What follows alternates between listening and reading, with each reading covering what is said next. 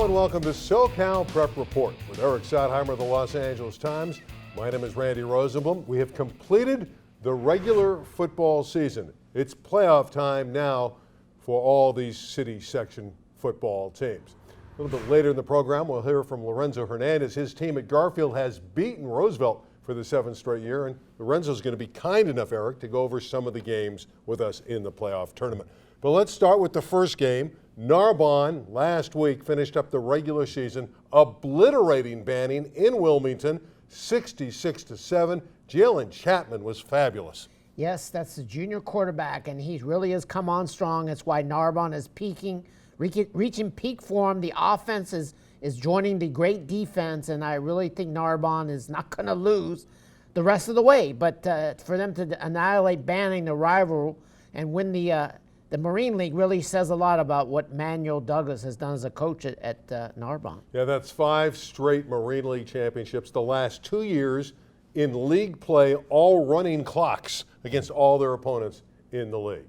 San Fernando, 10-0. Congratulations. 16-13 over their arch rival. The Tigers win the Valley Mission League, 16-13 at home. Sylmar Falls to the very fine San Fernando team. First unbeaten season since 2013. Sylmar had a 19-game winning streak and the league snapped. Yeah, San Fernando had a rally in this game. They were down 13-6, and Coach Garcia at San Fernando, he wanted his team to play Division I. Remember, they won a couple Division II titles, and now he's got the team back playing very well, and this is a very young team. And really, this is a start of 2017 if they can do well in their playoff opener. Yeah, they won Division II championships in 2012 and 2013, did the Tigers. The most thrilling game of the night, Eric, was the Southeast 55-54 overtime victory against Bell. Yes, Southeast had to stop Bell from going on a 2-point conversion attempt. Bell decided to try and win the game. The Southeast defense came through. Thrilling win, and now they get to go on to the Division I playoffs. Grant has the best record in school history. They moved to 10-0. They beat their arch rival, North Hollywood. The Huskies fall to the Lancers 50-20. Yeah, Cameron Perry, the quarterback, just keeps on going, and give Grant a lot of credit. They were down to 19 and 18 and 17 players, and yet they made it through 10-0. Palisades beats Venice 14-7. It's the first victory in 16 years over the Gondos, and it really threw the Western League into a wild scramble. No, it just threw it into a 3-way tie That's for first. That's a wild scramble. Westchester, Palisades, and Venice, and that's probably what it deserved to do. All the teams were pretty equal, but Palisades really wanted to get this win to end the streak to Venice. Westchester 27, Fairfax 21. That completes the regular season turnaround. A brilliant turnaround at Westchester from 3-8 to 8-2. Right, that's the team for me that I think's made the greatest adjustment, the improvement. They're going to be in Division II, a very dangerous team when they end up facing either LA or Hawkins down the road. Yeah, Jonathan Murphy, their quarterback's thrown for 2,300 yards this season. Garfield over Roosevelt 49-3, 7th straight win in the series. That's a game we'll talk about with Lorenzo coming up. Let's get into the seeds in Division I. Not shockingly, number 1 is Narbonne, number 2 Dorsey, 3 San Pedro, number 4 Banning. What strikes me is you got 3 Marine League teams surrounding Dorsey there. Yeah, and that's fine, but Dorsey I think is a team that has improved so much since the first game.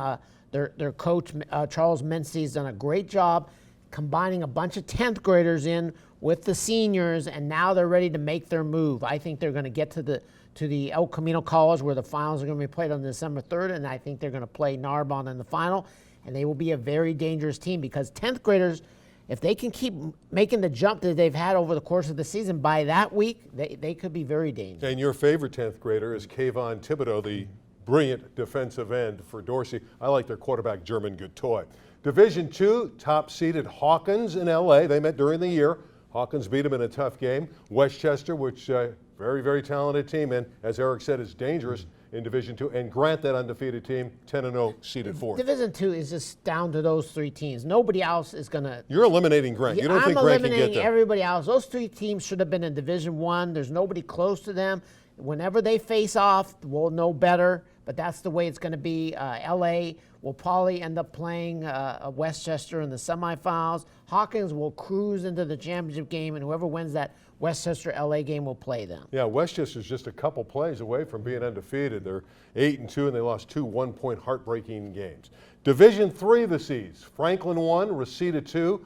Torres and Chavez are the top 4. Franklin, of course, has been really good all year long. I really like Torres as an upset special in this thing. They have the best running back around in this division in Gilmore. So they're a dangerous team. They beat Lincoln in their last league game.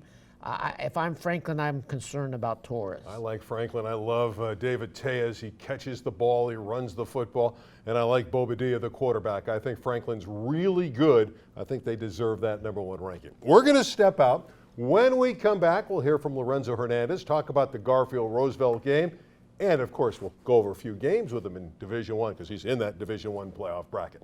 That's next, right here on SoCal Prep Report. Exploring LA County's trails is now a click away. A mobile-friendly trail locator lets you discover all our county's scenic hikes. It features an interactive map that takes you inside the trail. From the elevation to the temperature, what you need to know is at your fingertips. Wondering if your dog, horse, or bike is welcome? It has that too. So discover some of LA's best-kept secrets and happy trails to you. Really excited to have Lorenzo Hernandez in studio. He's been at Garfield High School for 14 years as the head coach. I know the coach is in a jovial mood. Garfield over Roosevelt, big, 49-3. Coach, you're dominating the East LA Classic. Yeah, I think the kids are playing great right now, and I think if we can keep this going into the playoffs, I think it'd be something special. And we're going to talk about your game with San Fernando in a moment. Why are you dominating that game the way you are? That's 7 consecutive years that you've won the East LA Classic.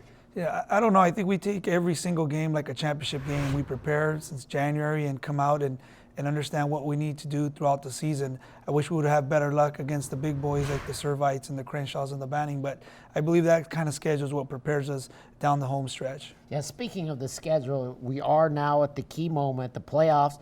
All that hard work and all the highs and lows you had during the season, now we're going to find out if they've really learned the lesson. And how do you know if your team has learned a lesson? Because sometimes it's not the win, whether you win or lose, it's some other things that they are able to tell you if they really did get the most out of the schedule. Yeah, and that's absolutely true. And I think that the biggest advantage that we had against Harvard Westlake was that we had played some big boys and we were down 21 points at the halftime, and being able to pull it out and win that game was critical for our program and our kids to believe in the system that we were trying to develop year in and year out. So I think that those are the things that are going to help us, as we enter the tournament play in D1. I want to talk to you about your quarterback, Adam Polanco, because I know he just rises to the occasion, when you get to the East LA Classic. He accounted for 6 touchdowns last year in the game. He was brilliant in the first half. That's all you really needed him for this year. What about that game turns him on so much? I just think there's a lot of tradition within his family. He has a lot of family members, 25, 30 plus family members that show up. It's a long bloodline of the Polanco family at Garfield. So I think that forces a lot of pressure on him to rise to the occasion. But I think we need a lot more of him every single week going into the tournament, not just for the Classic.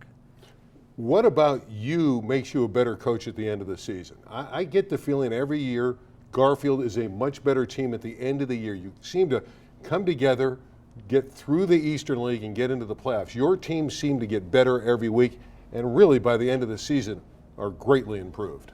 Yeah, thank you. Well, I think a lot of it comes to the kids and believing in the system. Early on, it's a psyche game with them. They don't really understand or comprehend why we're playing, who we're playing. But down the stretch, they begin to believe in themselves and the coaching staff. That's the biggest thing. We're like a bunch of psychologists trying to treat them, But I think our coaching staff does a tremendous job, and our administration does a great job of backing the kids. And those are the integral little parts that make the program what it is at Garfield. Well, let's start talking about the city playoffs coming this week. They're going to be happening on a Thursday night, the first round. You're opening up against San Fernando, the Valley Mission League champs.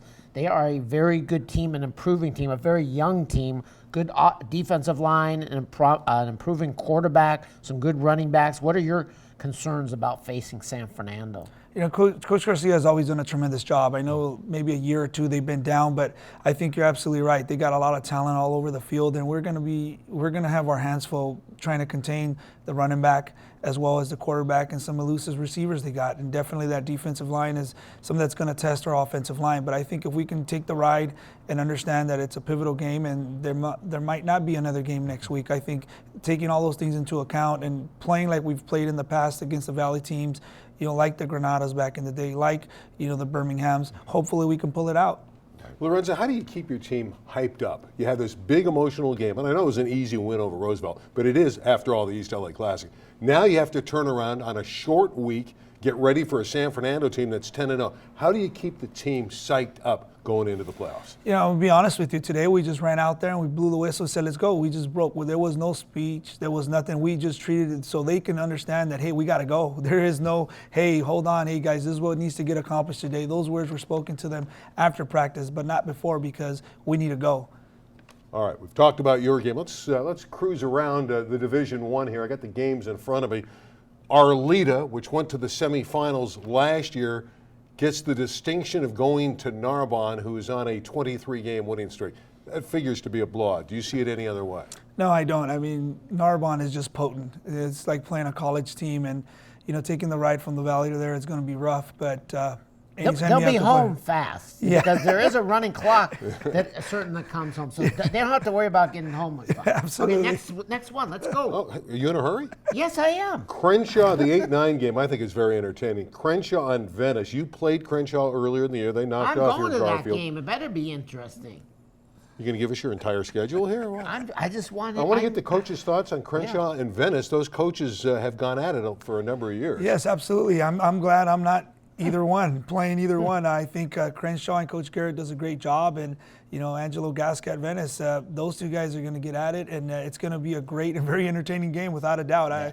Yeah. I wouldn't know which way to pick it. That's going to be a great matchup. That's a battle of the quarterbacks. You have Luca Diamant, the freshman, going against the senior Dayon Henley. So if Crenshaw can protect Henley and the receivers can catch the ball, they would, to me, have a small advantage. Yeah, and the fact Henley can create, too. Even if he's not protected, he can scramble out of that pocket and do some great things. How about Sylmar and Banning? Here's another team you played. You played tough for a half, and in the second half, Banning beat your Garfield team. But you've seen this Banning squad. They've kind of struggled a little bit. Of course, they're in the Marine League down the stretch. They get Sylmar. You know what? Coach Apontes does a great job. I think his team is as good as anyone's in the tournament.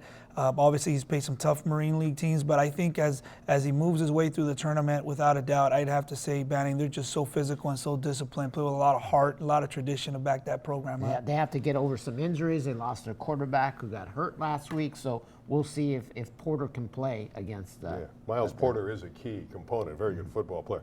Dorsey, who you might play if you win, against Southeast, who you've seen and beat. You put up 50-some points on Southeast. Yeah, you know what? Southeast is a good team as well. I just don't know if they have enough of the talent to play against Dorsey at home. Southeast has Edward Norland and the running back. I think those two guys are the key guys. I just don't know if two guys can get it done versus Dorsey. Would you love that opportunity? Because if you get by San Fernando, you'd play Dorsey. That would be something that I'm sure you would like to take in as a challenge for your boys. Absolutely. I would take any challenge, and definitely the number 2 seed. Why not? I think an interesting game. I don't know how much you know about these teams. They're not from this area. Carson and Palisades. Now, Pally's really come on. They're 8-2.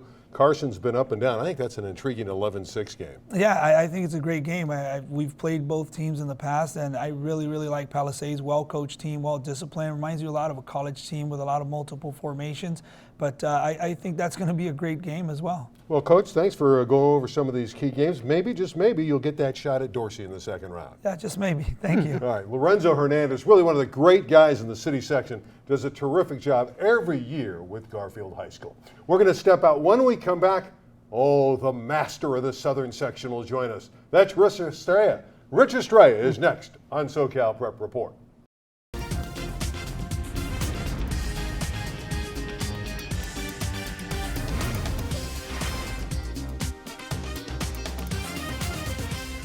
What's happening in LA? I'm Arian Alexander.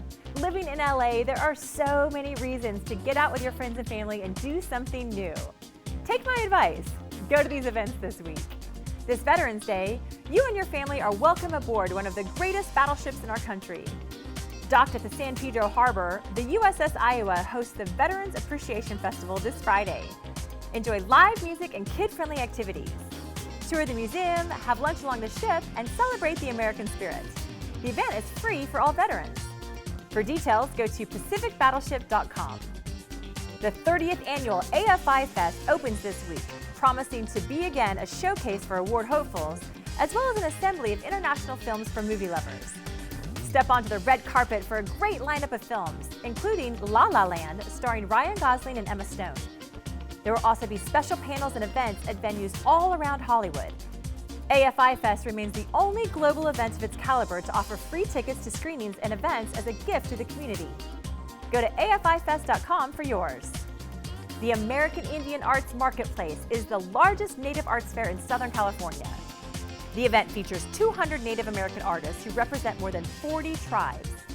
Top Native artists from across the country offer sculpture, beadwork, photography, paintings, jewelry, mixed media works, and more.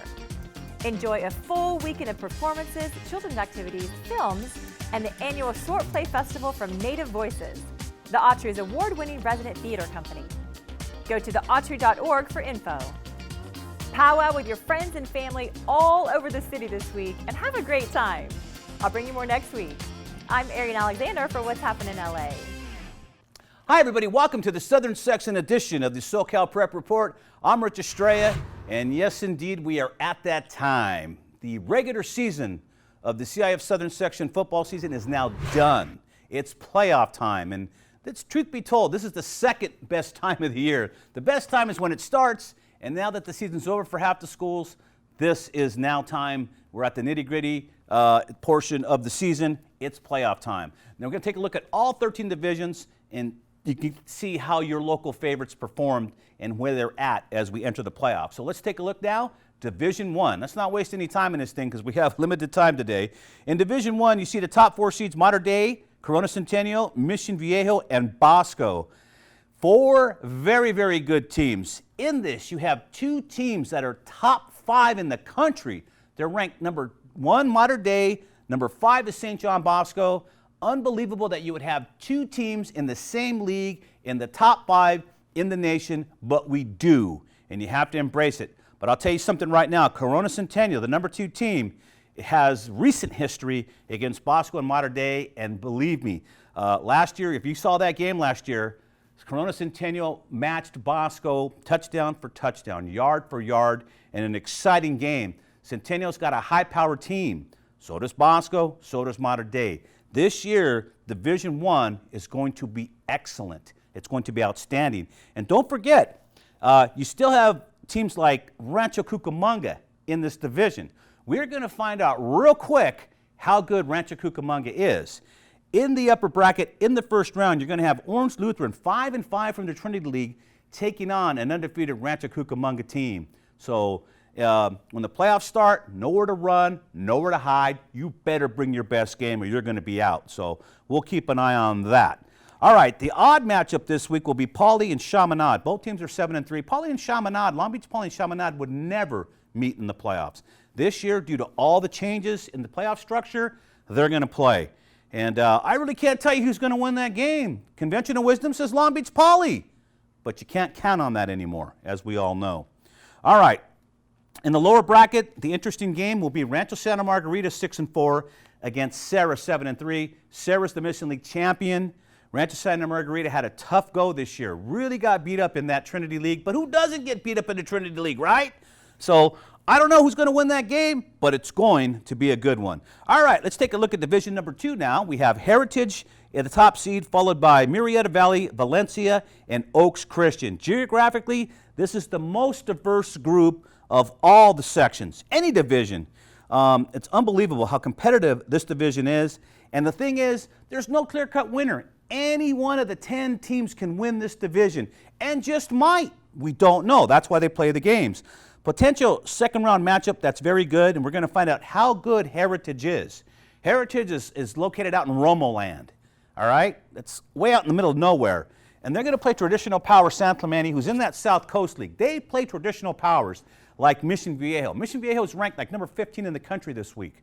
All right? And this is the type of teams that San Clemente plays, not to mention they played La Mirada this year as well. So San Clemente's been tested. Heritage, I don't think they've been tested as tough, as hard as San Clemente has. So we'll see what happens in that one. All right, Division III, La Mirada with the top seed, followed by Edison, Rancho Verde, and Cathedral.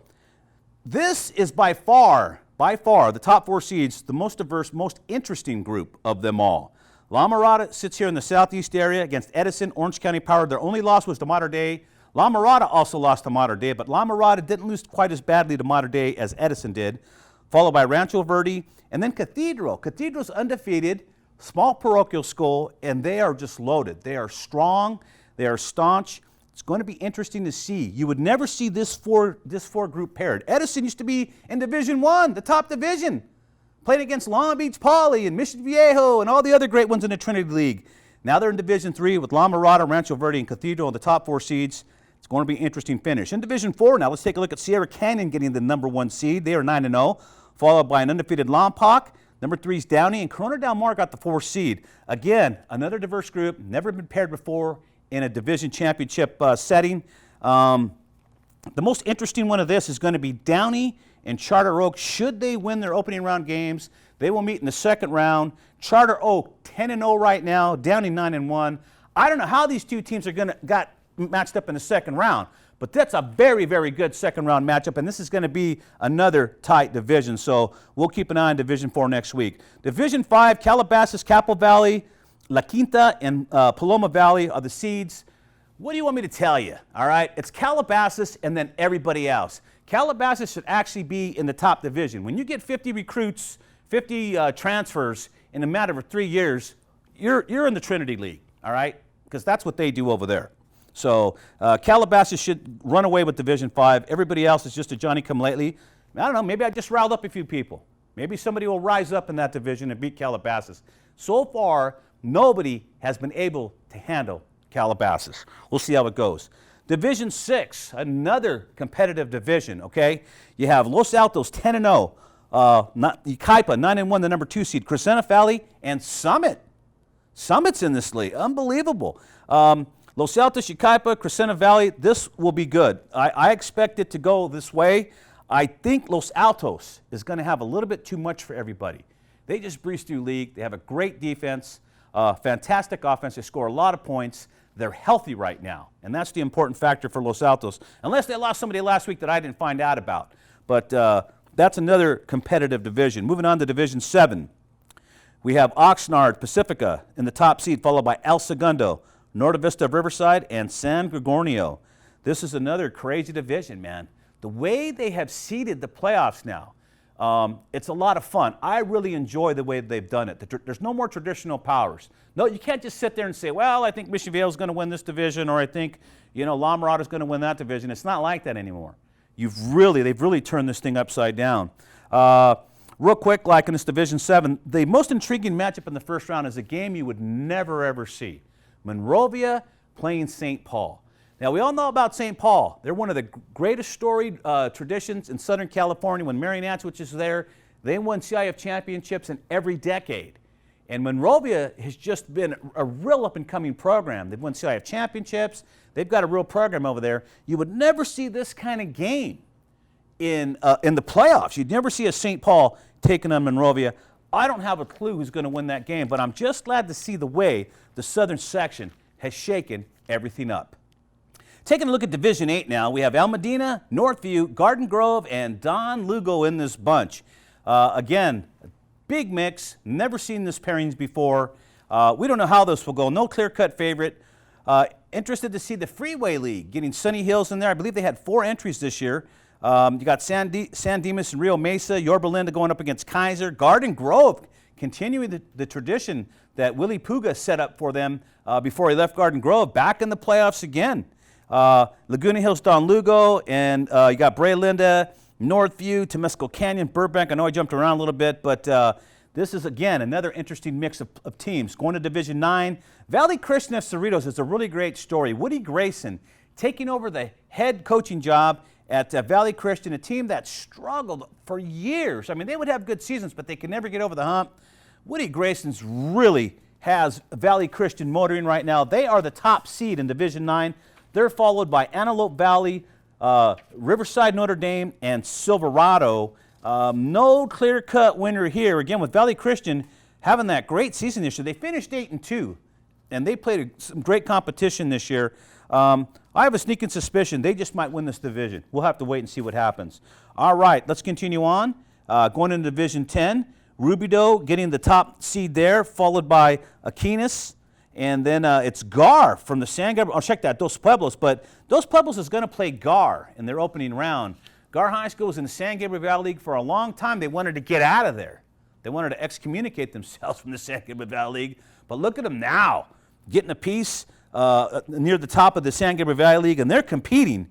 So with such a big mix here, I don't know what's going to happen, but you got Santa Fe High School in this division, along with St. Anthony from Long Beach, Dos Pueblos. I mean, the teams are everywhere. They're just everywhere. I really do like it. All right, Division 11, take a look now how they're seeding. Arroyo seeded number 1, followed by Rancho Mirage. The number 3 seed is Circustrum out in Orange County, and Carpinteria, I believe, or check that. St. Genevieve is the number 4 seed in that one. And finally, in Division 13, it's Santa Ana, seeded number 1, followed by Rancho Christian. And the number 3 seed in that division is Boron. That's way out in the middle of nowhere. And then Sierra Vista gets the number 4 seed in Division 13. This year's playoffs are crazy, man. People are seated everywhere. There's teams everywhere. There's teams out in Ventura playing teams out near the San Diego border. It's going to be an interesting finish this year in all the brackets. They're going to keep everybody on their seat. This is the best thing the Southern Section has ever done to create more excitement in the playoffs. You got teams that actually compete well against each other. There's no great seed. There's not one team except for that Division 5 with Calabasas that you could say they are the clear-cut favorite. Everybody else, it's going to be a dogfight. Well, I hope your local favorites do well. Tune in next week for the Southern Section report on the SoCal Prep Report. I'm Rich Estrella. A single ember from a wildfire can travel over a mile. You can't control where it will land, only what happens before it does. Visit fireadapted.org to learn how to protect your community from wildfires. We just heard from Rich Estrella on the Southern Section report, but I want to get Eric's take on the overview of the Southern Section. Obviously, Modern Day, St. John Bosco, Corona Centennial, those teams appear to be very good. There's really 5 outstanding teams between those schools, and then Mission Viejo's unbeaten, and then you have Rancho Cucamonga that's unbeaten. And there's a lot of terrific individual players. I still think Centennial is the team to beat because of their offense. They've been reaching peak form, but Modern Day can just score so quickly with JT Daniels. He has 53 touchdowns in 10 games. He's only a 10th grader. Just an amazing season he's had. Probably the leading candidate for Player of the Year in Southern California. Yeah, we saw JT Daniels when he was playing youth football, and you're right, he can really light it up. His percentage, what's he hitting, 80% of his passes? He's down to 78%. Well, I rounded up to 80, Eric. Yeah. Couple games we might want to talk about before we say goodbye that we didn't cover when we were with Lorenzo is in Division 2. A very interesting matchup, the 8-9 game, Canoga Park and Lincoln. Yeah, 8-9 is usually very competitive, and Lincoln, obviously they have their quarterback, Kova, and then Canoga Park's got some good young players. You can flip a coin with that one. I have a feeling that Lincoln might pull that one out. I might go the other way. I think Canoga might win the game. How about the Fairfax-Bell game? Now, Bell lost that heartbreaker. Fairfax-Bell, they played earlier in the year. Fairfax eked out a victory. Yes, another good game. Fairfax has not been playing too well lately, but I still think that they can improve. They come from a better league, the Western League, so I think they'll find a way to win. Volleyball finals Saturday at Roybal. 4 divisions, open 1, 2, and 3. Already Carson and Chatsworth eliminated from the open division. This is girls volleyball, of course. Yeah. Yes, and you're going to be doing it, Randy, so your voice needs to be a little better. You came in here a little sick. No, I feel fine, I Eric. hope you're going to be fine for 4 matches. Who do you like? That's a matter. I like Granada still. I think they're going to win it. I agree. But, Palisades is dangerous, but I have to agree with you. I think Tom Hart doesn't lose the big ones. He doesn't lose. But we're going to lose out because we have to leave now. We'll be back next week. We'll have that volleyball result for you, all the different divisions, and we'll talk about the first round of the playoffs next week. In fact, we're going to visit a volleyball site next week. For Eric, I'm Randy. We'll see you next time right here on SoCal Prep Report.